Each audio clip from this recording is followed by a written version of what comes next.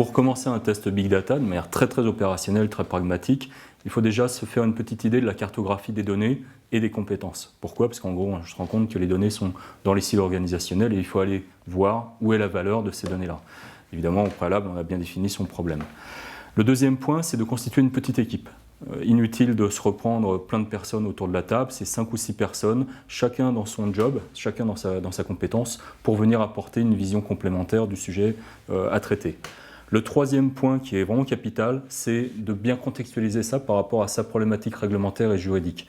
Évidemment, on peut avoir des données personnelles à traiter, donc les logiques de privacy sont très importantes à prendre en considération, ainsi que les problématiques de droit de la concurrence, si tant est effectivement que ce soit le cas.